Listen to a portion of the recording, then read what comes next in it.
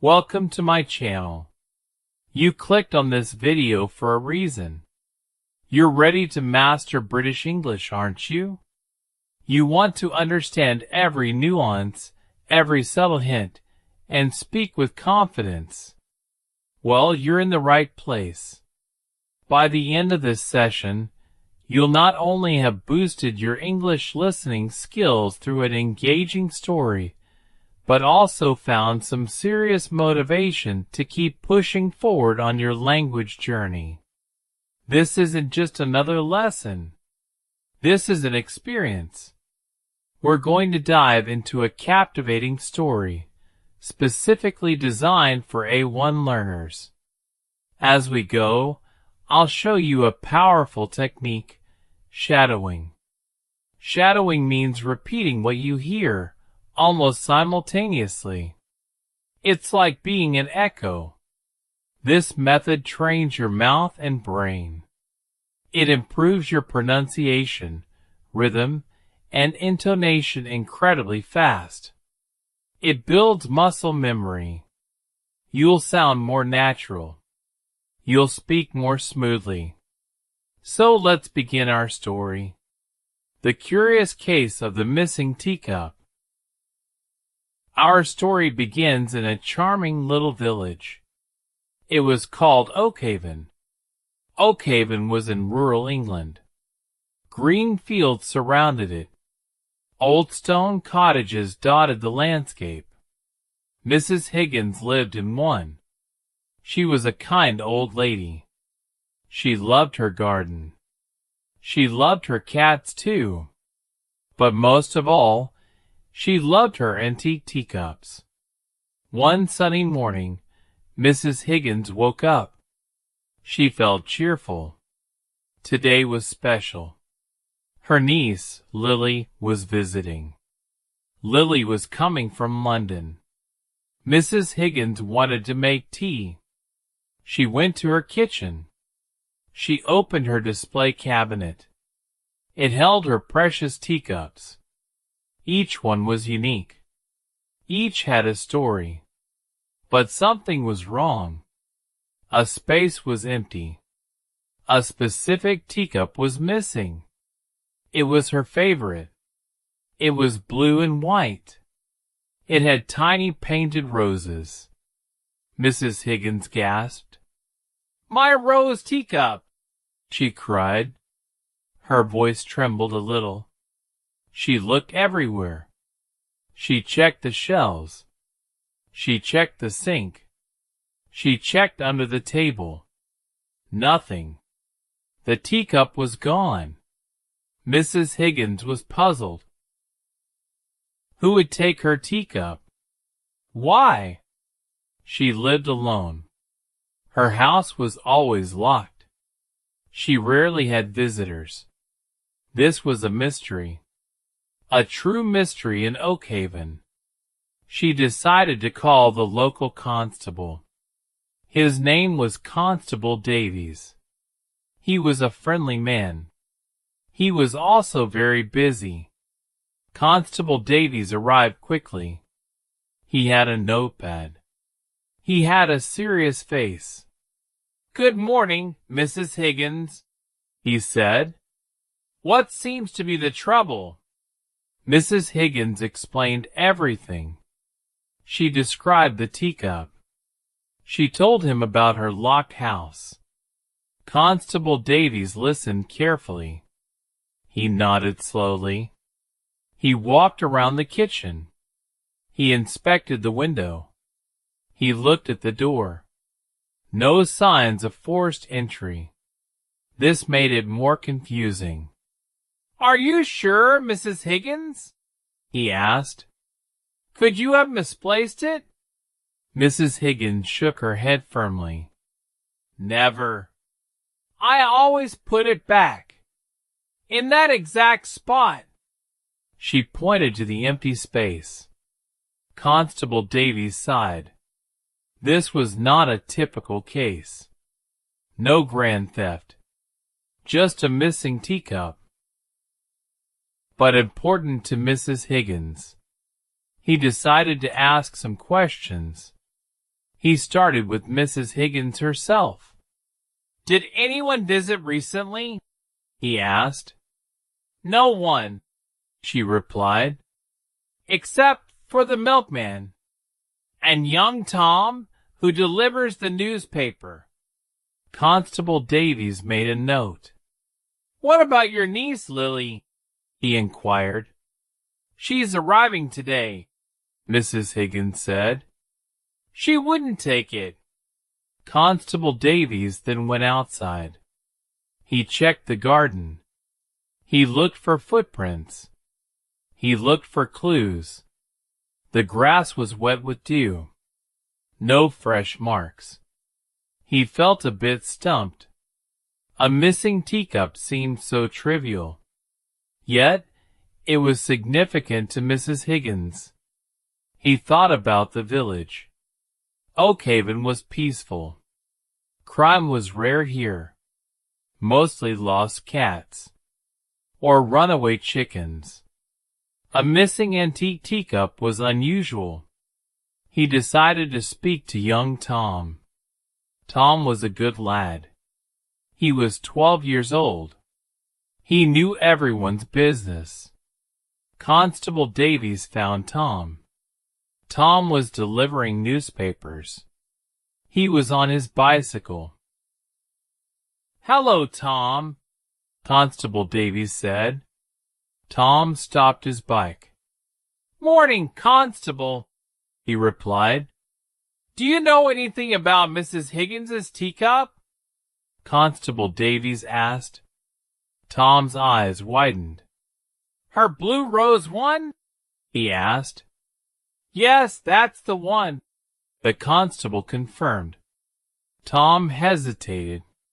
He looked down at his shoes. "Well," he started, "I saw something. Yesterday morning. Very early." Constable Davies leaned in. "Go on, Tom," he urged. "I was on my rounds," Tom explained. "It was still a bit dark. I saw Mrs. Higgins. She was outside, near her shed." "What was she doing?" Constable Davies asked. "She had a small box," Tom said. "She put something inside it. Then she put the box in the shed." Constable Davies's eyebrows rose. A small box? In the shed? This was interesting. He thanked Tom. He walked back to Mrs. Higgins's house. He knocked on her door again. Mrs. Higgins opened it. Her expression was hopeful. "Any news, Constable?" she asked. "Perhaps," he said. "Mrs. Higgins, did you go to your shed yesterday?" Mrs. Higgins paused. She thought for a moment. Her eyes lit up. "Oh, my goodness!" she exclaimed. "I remember now. I was tidying up. I found a loose button from my favorite coat.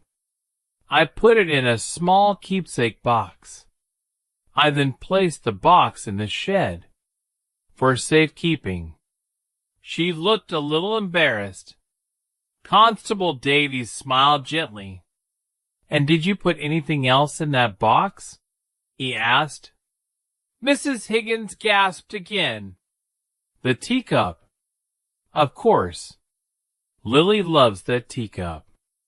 I wanted to surprise her. I put it in the box, so it would be safe, until she arrived." She hurried to the shed.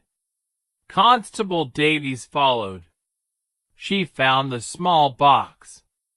She opened it carefully. Inside, nestled among some old ribbons, was the blue and white teacup, the one with tiny painted roses.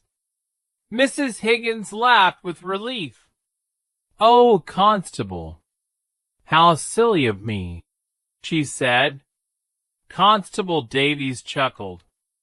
"It happens to the best of us, Mrs. Higgins," he said. "A classic case of misplacement."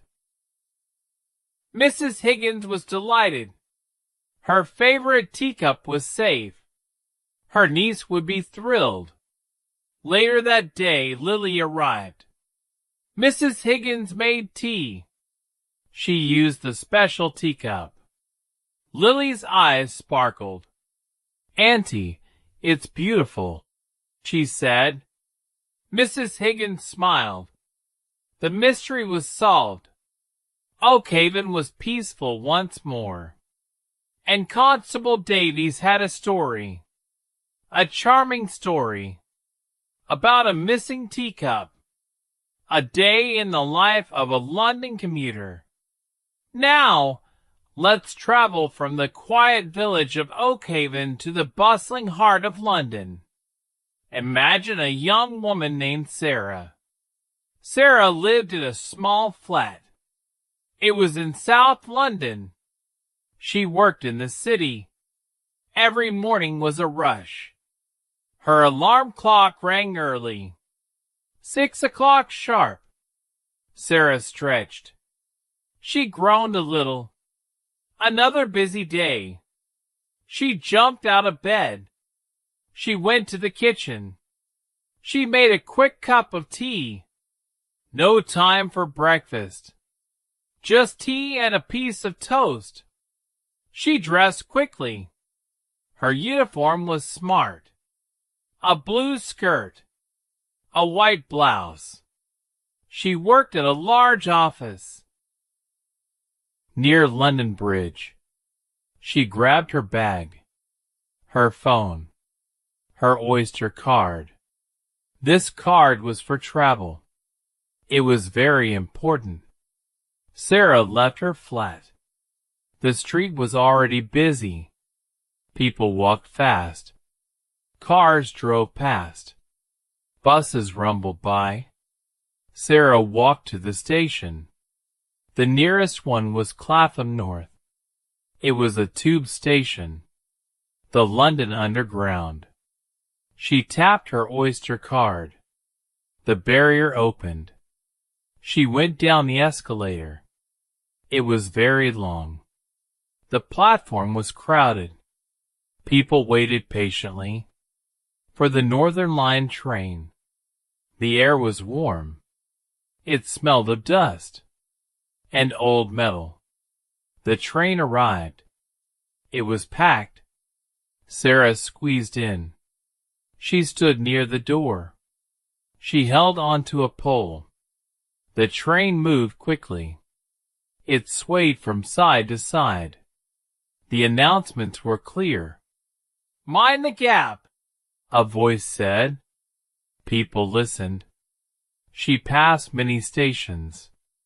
Kennington, Waterloo, Embankment. Each stop more people. Some got off. More got on. Sarah listened to a podcast on her headphones. It was about history. She loved history. Finally, her stop came. London Bridge. She pushed her way out. Up the escalator. Into the fresh air. The view was amazing. The Shard loomed tall. The River Thames flowed below. Tower Bridge stood majestically. Sarah walked quickly to her office building. It was modern, made of glass and steel. She scanned her pass. The turnstile clicked. She rode the lift up to the 10th floor. Her desk awaited. Her work day began. Emails, meetings, phone calls. Sarah worked hard. She focused on her tasks. Lunchtime came quickly. She went to a small cafe. She bought a sandwich and a coffee. She ate it at her desk. Still busy. In the afternoon, more work.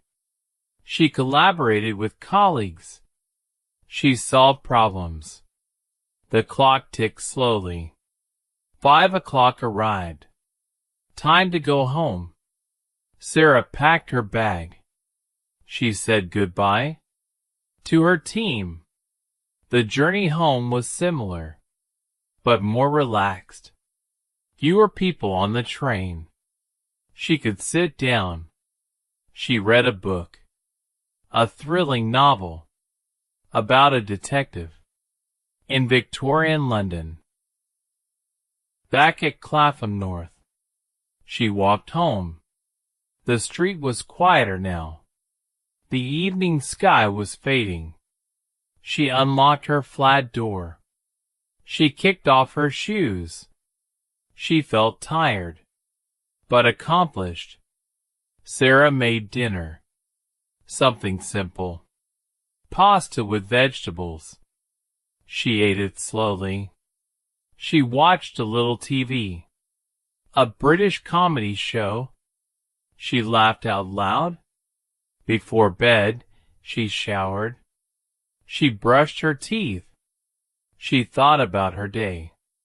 It was busy, but good. She climbed into bed. The city hummed outside. Sarah closed her eyes, ready for tomorrow.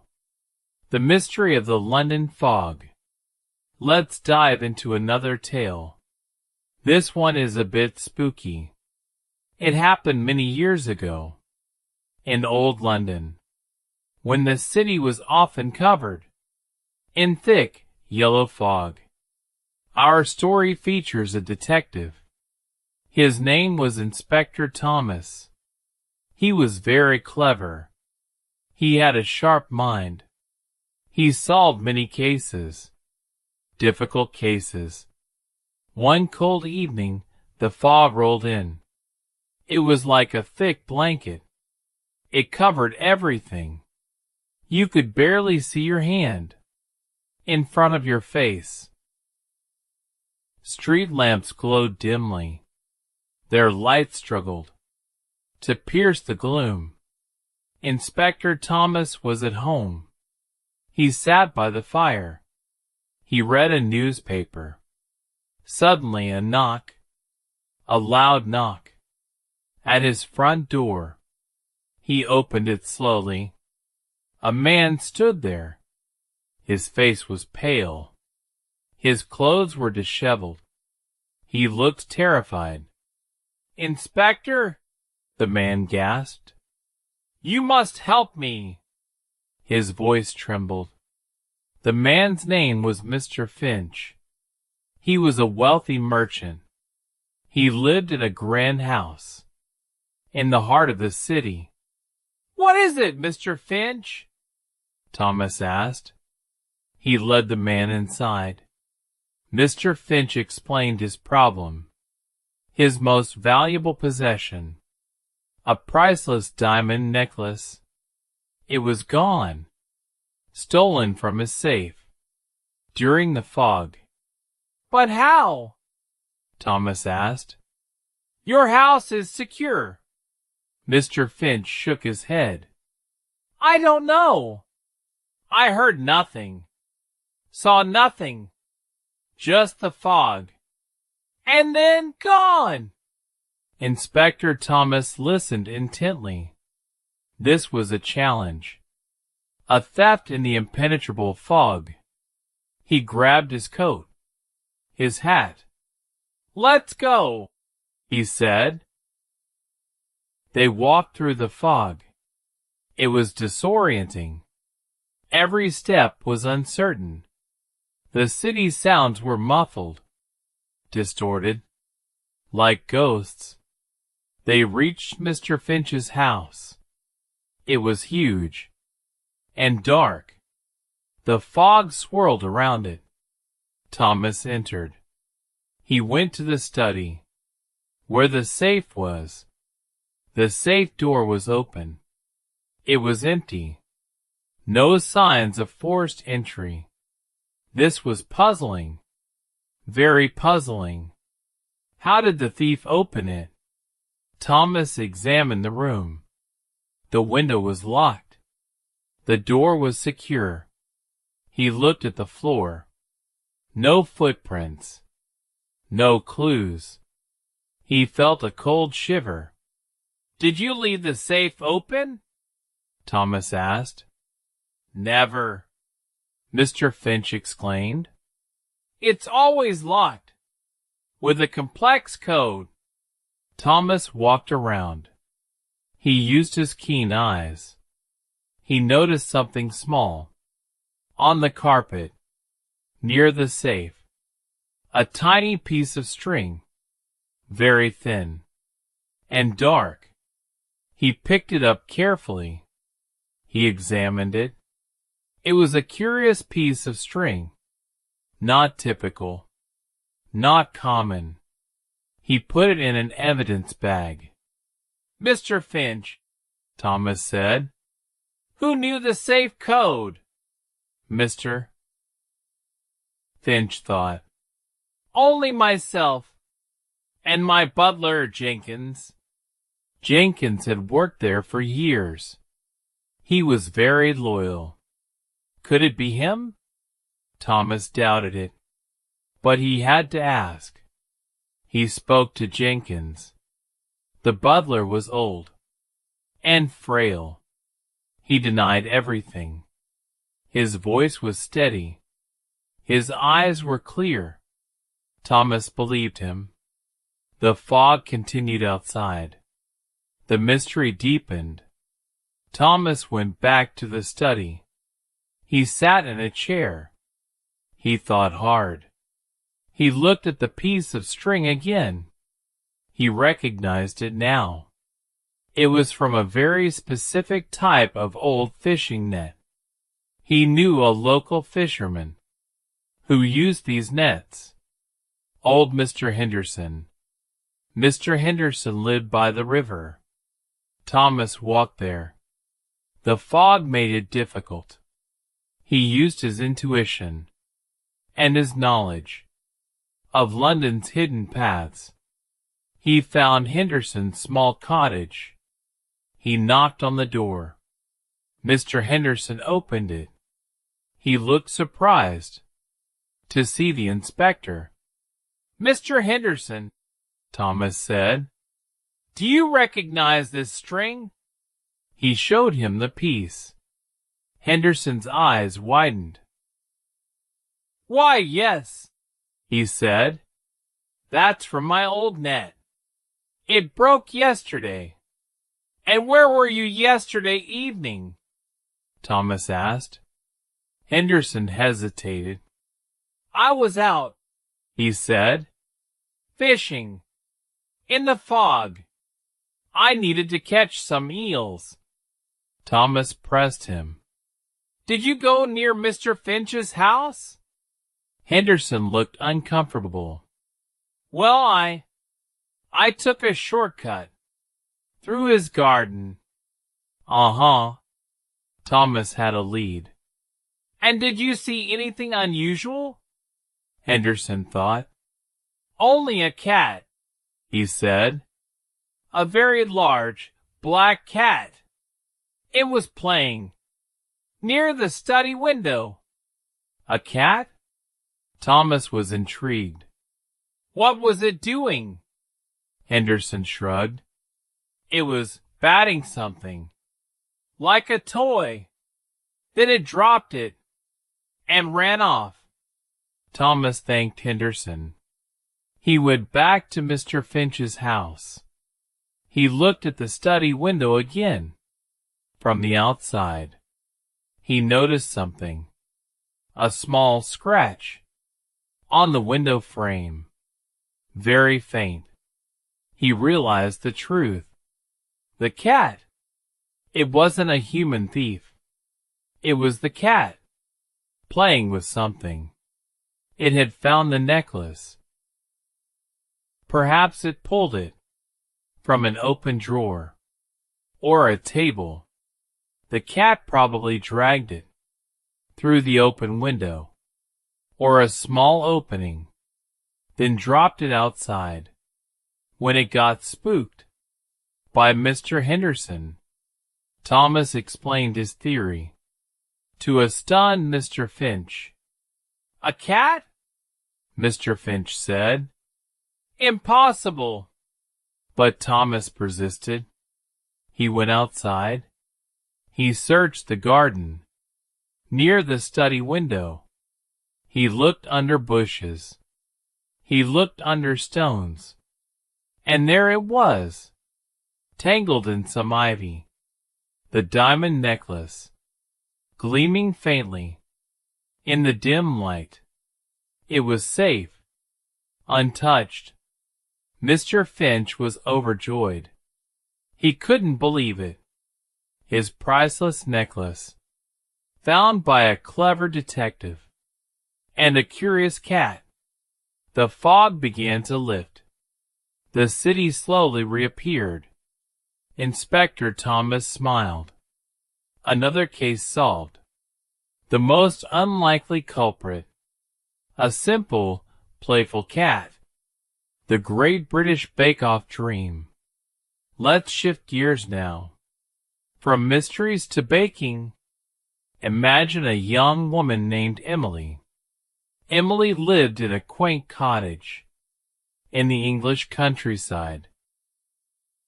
She had a dream, a very big dream. Her dream was to win the Great British Bake Off.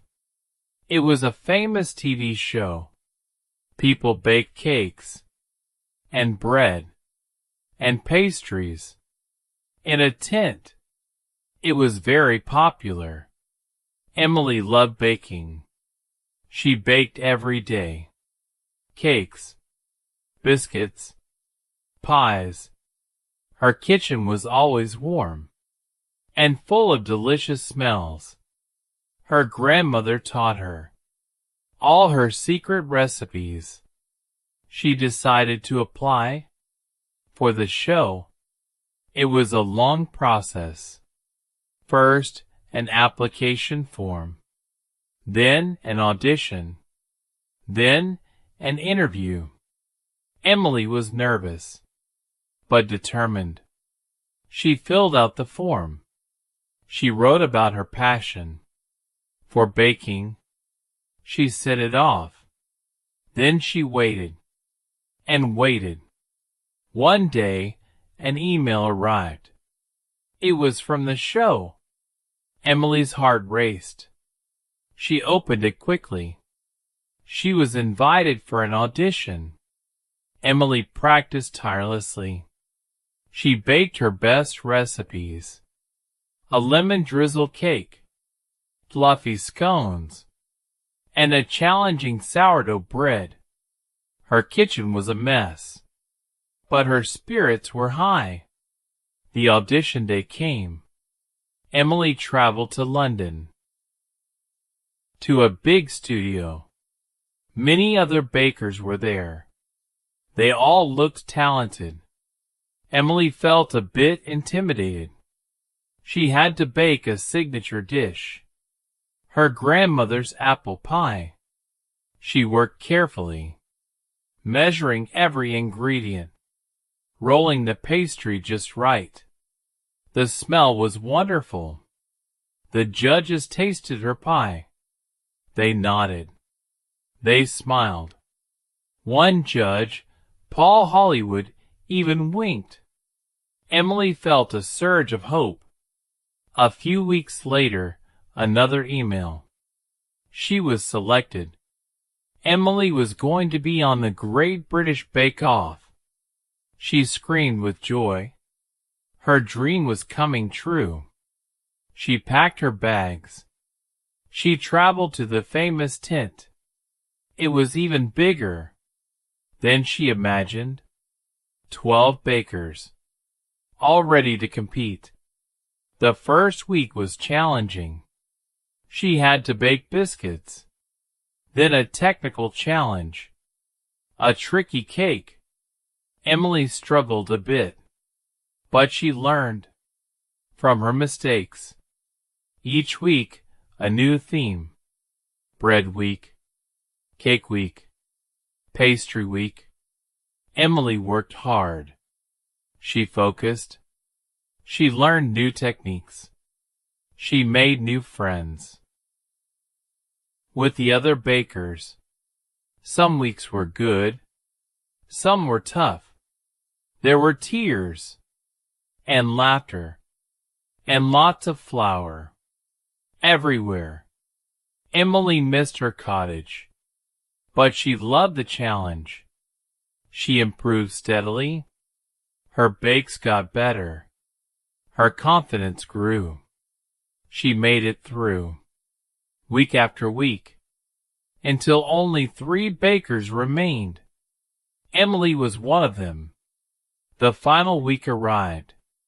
The pressure was immense. 3 difficult challenges: a showstopper cake, a complex pastry, and a unique bread sculpture. Emily took a deep breath. She remembered her grandmother's words. Bake with love. She focused on her craft. She poured her heart into every bake. The showstopper cake was spectacular. A 3-tiered masterpiece, decorated with delicate sugar flowers. The judges were amazed. The final results. The suspense was unbearable. The hosts announced the winner. And the winner of the Great British Bake Off is Emily. Emily burst into tears. Tears of joy. She had done it. Her dream came true. She held the trophy high. Her family cheered. Her friends celebrated. She went back to her cottage, a champion baker. She continued to bake, but now with a new title and a national reputation. She opened a small bakery in Oakhaven, where it all began. People traveled far to taste her cakes, her grandmother's recipes, shared with the world. Emily lived happily ever after, baking her dreams, one delicious treat at a time. A walk through the Scottish Highlands. Let's leave England now and journey north to the rugged beauty of the Scottish Highlands. Imagine a young adventurer named Alastair. Alastair loved nature. He loved the mountains, the lochs, the wild spaces. He lived in a small village, nestled among the hills. One summer, he planned a trip, a long walk through the highlands. He packed his rucksack with food and water and a map and a compass. He set off early. The air was crisp. The sky was clear. He walked along a narrow path. Sheep grazed nearby. Their wool was thick and white. He passed towering mountains. Their peaks touched the sky. He saw deep valleys, covered in purple heather. The scenery was breathtaking. He reached a large loch, a Scottish lake. The water was still and dark. It reflected the mountains like a mirror. Alastair sat down. He ate his lunch, a simple sandwich. He continued his walk. He met a few other hikers. They exchanged greetings. Hello, they said. Lovely day. He saw a majestic stag, a male deer, with huge antlers. It stood proudly on a distant ridge. Then it disappeared into the mist. The weather changed, as it often does. In the highlands, clouds gathered quickly. A light rain began to fall. Alastair put on his waterproof jacket. He found a small shelter. An old stone bothy. It was a basic hut for hikers to rest and stay warm. He lit a small fire. He ate his dinner. He fell asleep quickly to the sound of the wind and the rain outside. He felt peaceful, connected to nature. The next morning, the rain had stopped. The sun was breaking through.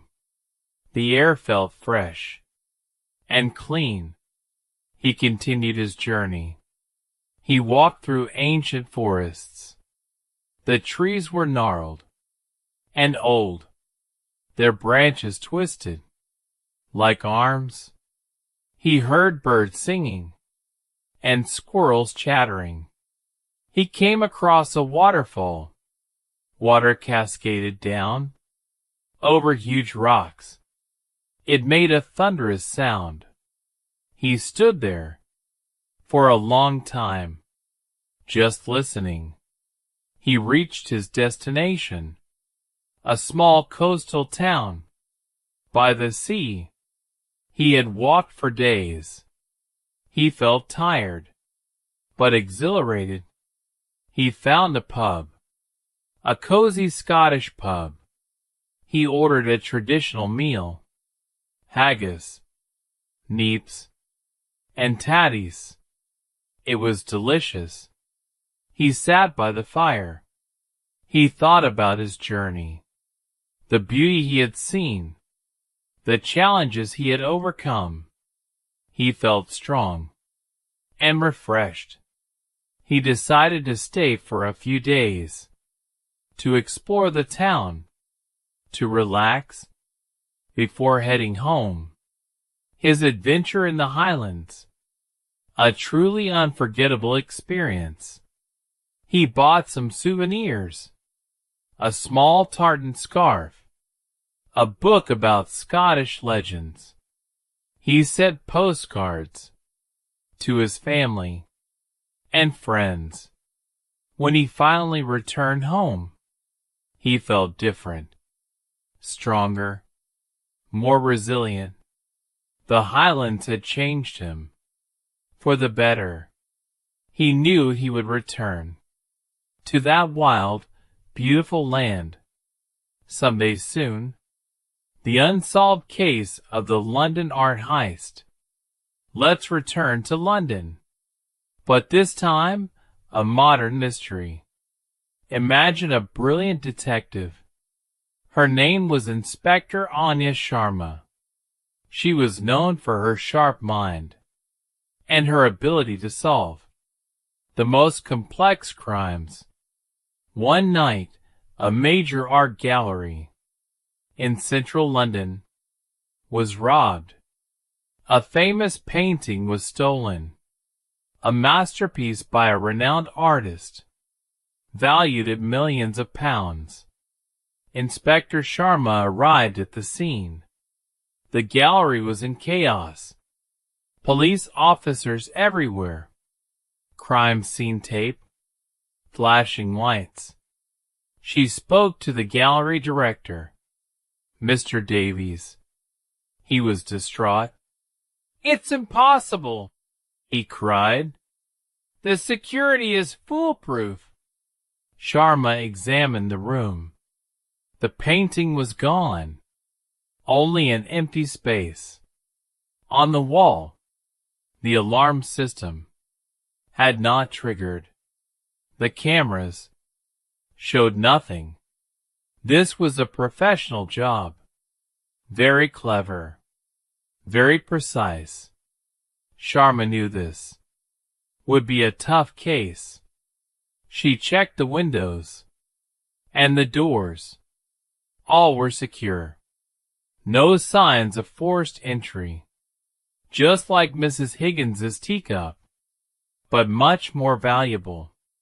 She spoke to the night guards. They saw nothing, heard nothing. They did their rounds. As usual, Everything seemed normal. Sharma focused on the details, the tiny things that others might miss. She looked at the floor, near where the painting hung. She noticed a faint shimmer, almost invisible. She knelt down. She collected a tiny sample with tweezers. It looked like glitter, but it wasn't ordinary glitter. It was microscopic and iridescent. She sent the sample to the forensic lab. She waited for results.